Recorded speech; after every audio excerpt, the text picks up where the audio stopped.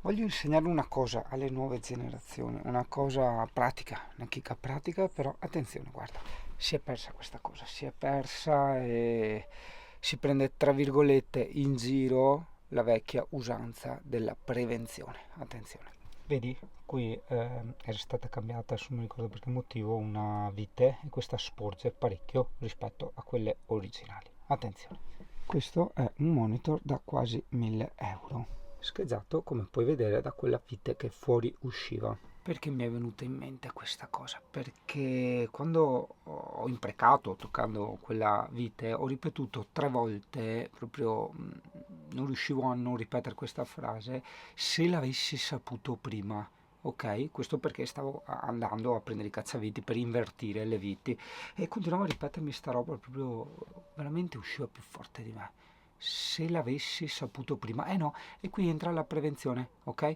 Quando uno sta lì a pensare alle cose che potrebbero accadere, eccetera, oggi nel 2022 viene preso un po' in giro, forse a seguito un po' dello stereotipo, no? del Verdone che faceva il pignolo con la Magda, no? Pronto, parlo col servizio percorribili da strade? Ah, buongiorno, senta, io sono un socio ACI, numero di tessera 91 76 55 barra UTI, come Udine Torino. La disturbavo per avere qualche delucidazione, dato che mi devo recare a Roma a votare. Senta, ho sentito dal bollettino dei naviganti che è in arrivo un'area depressionaria di 982 millibar. E questo purtroppo mi ha anche confermato da un fastidiosissimo mal di testa che sopraggiunge ogni qualvolta c'è un brusco calo di pressione. D'altro canto, caro amico, questo è il prezzo che dobbiamo pagare noi meteoropatici. Senta, io le domandavo questo. Secondo lei, partendo fra circa 3 minuti e mantenendo una velocità di crociera di circa 80-85 km orari, secondo lei faccio in tempo a lasciarmi la perturbazione alle spalle, diciamo, nei pressi di Parma? No, no, caghe. Pronto? Pronto? Aci, pronto? Che strano, deve essere caduta la linea. Però, vedi, poi succede che la gente paga di continuo, rompe, distrugge, urta, eccetera, eccetera, eccetera, eccetera. Mi accorgo che quando dico certe cose possono apparire veramente banali, ma le dico proprio mentre accadono, cioè nella vita pratica, nella vita reale. E quindi se l'avessi saputo prima, prova a metterlo prima. Che bello le pecorelle, guarda che c'è l'agnellino lì, lo vedi? Guarda l'agnellino, pubblico, spostati, dai cancara, cavate i coglioni. Sembrano la pecora biellese, ma non ci giurerei, diciamo che la pecora, no, allora, morfologicamente parlando, sì, sembra la pecora biellese, eccolo là l'agnellino, sembra la pecora biellese in realtà è la pecora gigante, effettivamente è molto più grande di queste sono taglia medio-piccola, però non so, dalla testa e tutto sembra la pecora. Dai che venerdì! Sì, beh, dice beh, nel senso beh, non sono proprio convinta. Memo per me, è inutile che riprendevo ogni volta, magna, bevi, magna, bevi, magna, bevi. L'unica cosa carina è che questa volta abbiamo provato a fare dei club sandwich, però sono venuti a 2 piani. E abbiamo fatto tante patate fritte, tante. Chi vuole venire? Siamo qui con le patate. Il video viene fuori fra 5 mesi. Qualcuno- Le patate avranno no la muffa. Cioè c'era quello di Jurassic Park che le viviseziona. Mio nonno ha sempre detto la patata è la patata. Sì, ma dopo 5 mesi non so quante patate che Non importa, Aspetta che ci penso io a ripopolare la popolazione. Attento, adesso riaccendo il romanticismo e l'ormone. Attento, concentrati. Datevi un bacino. Occhio. Dai, bacio.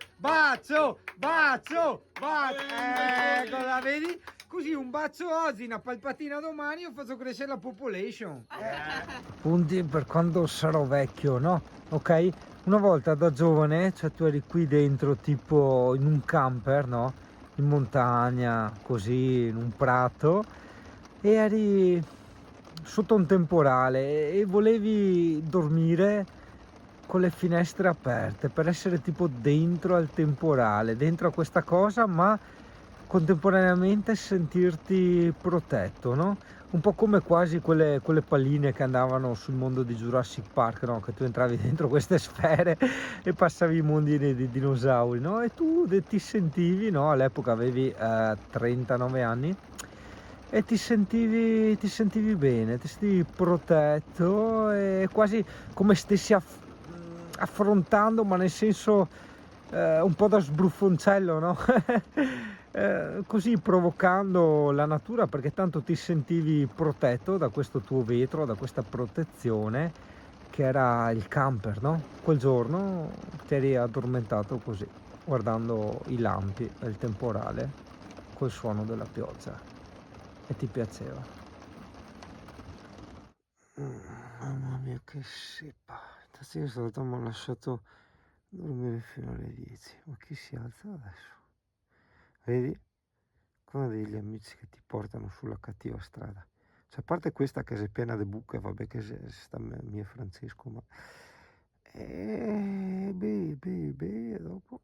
Non t'appilletta caro, Sì, no, frequenti le brutte compagnie, no? Significa che tu hai appena mangiato, sei pieno, hai finito, amari e tutto quanto, e viene fuori quello che dice, ragazzi, perché non facciamo una pasta, un'altra pasta asciutta? E tutti dicono di sì. Vedi, queste sono le brutte compagnie. E tu cosa fai? Dici di no? Fai la sociale? Fai il diverso? La sociale. Ma sì, ma vuoi non mangiare una pasta asciutta con l'arancello qua? Cos'è? Il liquore all'aranza? Cioè ci sta la pasta asciutta, voglio dire, il suo cazzo. Natrix o natrice Una dal natrix. collare questa. Non so, basta che non muori. Questa è una natrix, una natrice dal collare, e lei è chiaramente spaventata, lo vedi che è spaventata, no? Piccina, è spaventata, ma se tu la prendi, è ben piccola, ma se tu la prendi dalla coda... No, tiramela addosso! Ma va là! Ho capito, ma... Se tu la prendi vedi che scappa, se tu la prendi per la coda, che non voglio fargli male... lucertola. È probabile perché è piccolina, ma se tu la prendi per la coda, la tieni così, lei non riesce a rivoltarsi. Però questa è una natrix. Guarda che sì, molto. Diciamo che come... È perché è piccolina, non è sveglia. Fanculo! Marco! Porca troia! No, finta di niente. Belli.